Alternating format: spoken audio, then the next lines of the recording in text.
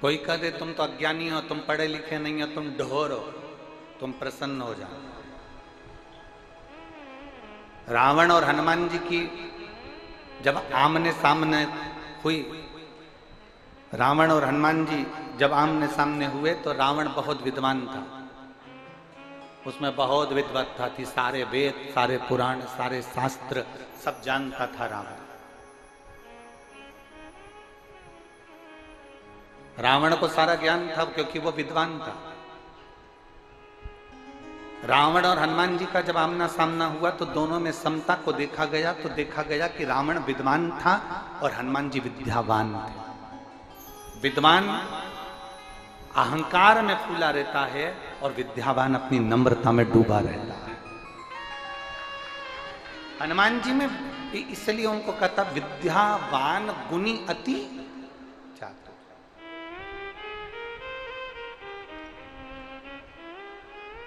ज्यादा चतुर बनोगे भगवान से दूर हो जाओगे।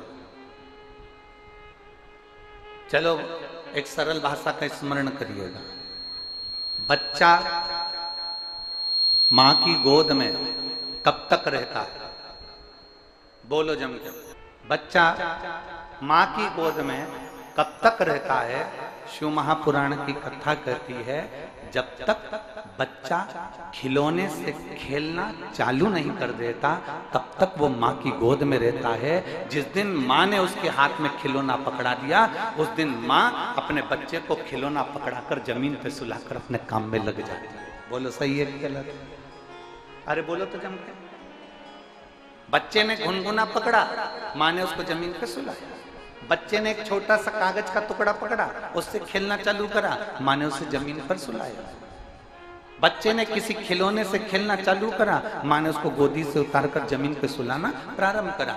बच्चा जब तक खिलौने से खेलना नहीं जानता, बच्चा जब तक खिलौने को हाथ में नहीं पकड़ता, बच्चा जब तक खिलौने में अपने मन को नहीं लगाता, तब तक बच्चा मां की गोद में रहता है।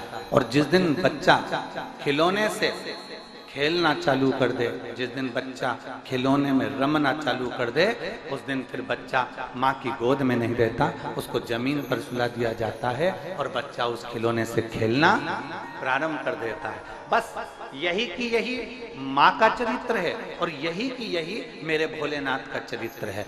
भोलेनाथ जी से पूछा गया कि भगवान आपका भक्त आपका कब तक रहता है? तो शंकर भगवान कहते हैं जब तक वो मेरा कब तक है?